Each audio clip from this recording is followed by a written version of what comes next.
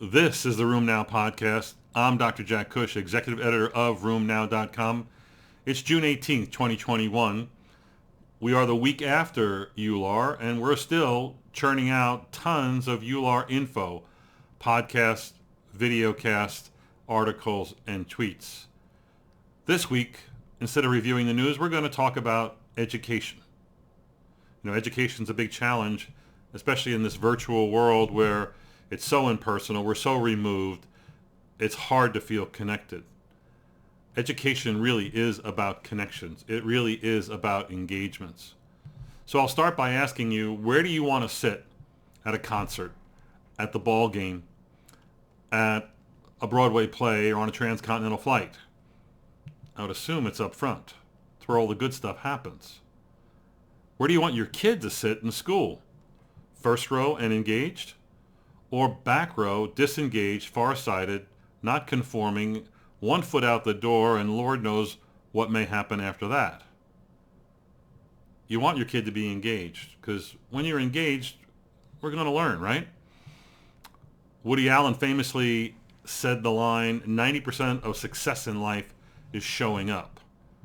And I kind of ascribe to that. I think it is important to show up, sometimes especially when you don't want to. But isn't showing up sometimes the same as punch my ticket, stamp my hand, where do I get my certificate? And again, that showing up isn't really what education is about, not if you really want to learn. So I'm making a big play here for engagement as the sole and most important measure of education and whether something is worth your time or not. So when you ask the experts, what was a great a great lecture, what did they like about it? It usually is the engagement. Of course, the speaker has their own measure of what was a great talk from a content standpoint. But, I've learned in the last few years that I can give a 1-hour lecture and get no questions. I can give a half-hour lecture and get a half-hour questions.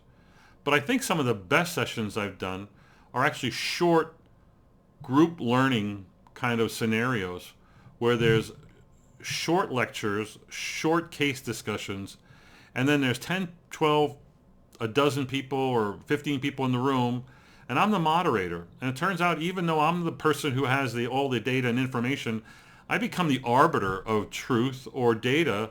And when your peers are discussing things, that's great education. Most people really feel like they get the most out of that. This is hard to do when we're isolated, but it is certainly possible.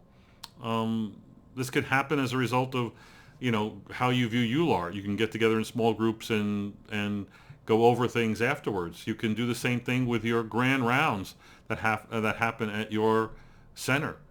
We all measure education, or the measurement tool of education is CME.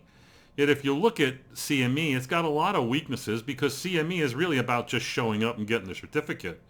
If you look at some of the last reviews of CME and the future of CME, there's a big call for meaningful engagement.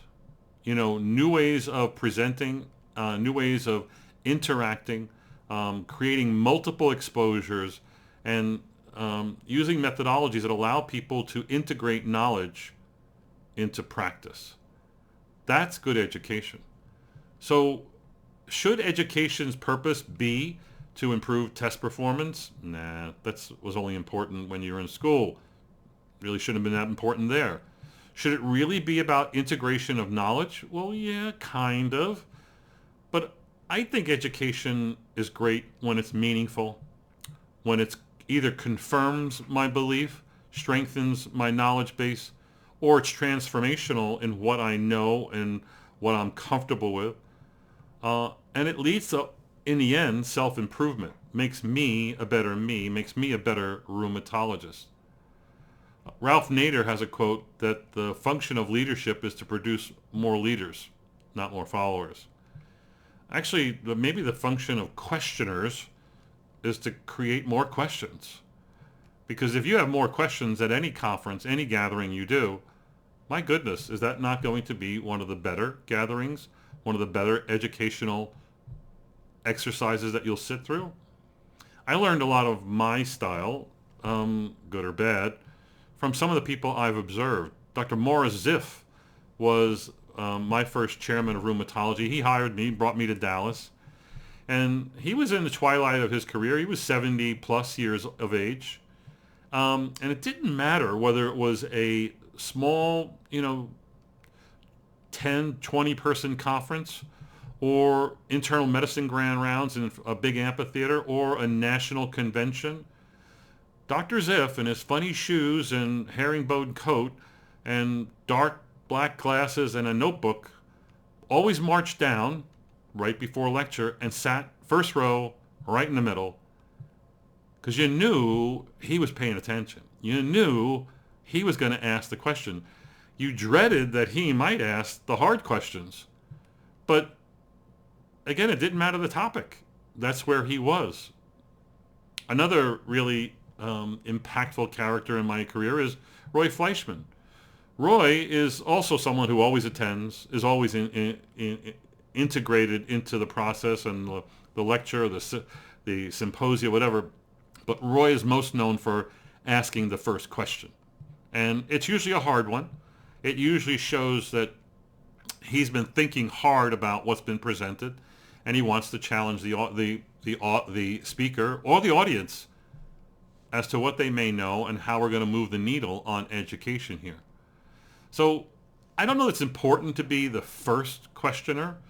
First questioners are people who are seeking or showing off uniqueness, innovation, sometimes controversy, sometimes self-aggrandizement, But aside from the ego parts of this, the first questioner is the hand grenade into the room. It needs to happen. Someone needs to do it. It's gigantically important. Seth Godin has a podcast where he's talking about first choices, and it was about it was a store, and it was for bicycle rentals, and a couple would come in and rent 2 bikes, and the owner would ask, do you want a helmet or not? And what was true was the person who spoke first made the decision, set the tone, and the second person went along with it. So there is an important role for speaking up first. You do set the tone. You might lead the discussion. But there needs to be a grenade into the room. But again, when it comes to education, it's not Jeopardy. So the first question is not the most important, and getting it right is not important. Again, Carl Sagan said there are no stupid questions. There are a lot of different types of questions, but none of them are stupid. And I truly believe that, because even when I think of a question, I'd say, oh boy, that's a silly question, or that's not the question I would ask. A good speaker can always turn that into a great question with a really interesting answer that probably no one was prepared to hear. So I think that if you're the host or you're the moderator, you do have the role of, if someone's not asking that first question, not throwing that first grenade into the room, you have to. And it doesn't have to be a fabulous question. It doesn't have to be a mind bender or a game changer. You just need to get the ball rolling, because there's sort of a threshold that needs to be overcome in everyone's shyness to get education going. So why not just throw it out there? Why not make some big mistakes? Why not learn a lot from big mistakes and hard questions? It's all really helpful because it builds character, it builds leadership, it helps mentoring, it helps your peers. Some of you say, well, I'm just not that guy. I'm just not the kind that wants to ask the first question, the outlandish question and whatnot. And that's okay. It's okay to be a pensive, quiet learner. But I'll use a line from Billy Joel, who said, my silence is my self-defense. Sometimes you got to break out of your shell because you need to be engaged. You need to be involved. So you can hang back, you can make your cogent evaluations, but being a part of the story, being a part of the discussion makes this a really great event, no matter what the format and where you are. So questions can be about what you don't know, what you're not clear about, what the speaker didn't address. They can be questions to the audience. Say, hey, what do you think about what this clown just said? I don't really know whether I should agree with him or not.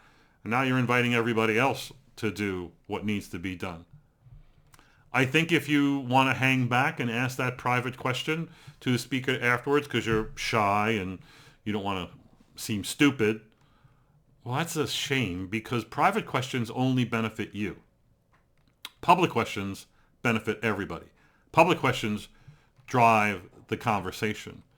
Why not be, and it might be the third, fourth, or ninth question, but that could be the one that ignited the educational fireworks, that, poked that sleeping bear and made for a great conference. Again, engagement is everything. So this is not about standing out. This is about standing up. This is about playing your role as a participant in education. And education is going to be great, especially now in a virtual world when we're all involved. So I'm asking you, begging you, that we should all jump in. Doesn't matter if the waters are warm or cold. Just matters that we all get wet in education, and that it's the shared experience, the interchange, that really leads to enrichment and a better you. That's it for this week's RheumNow podcast. Tune in next week for more cool and interesting stuff.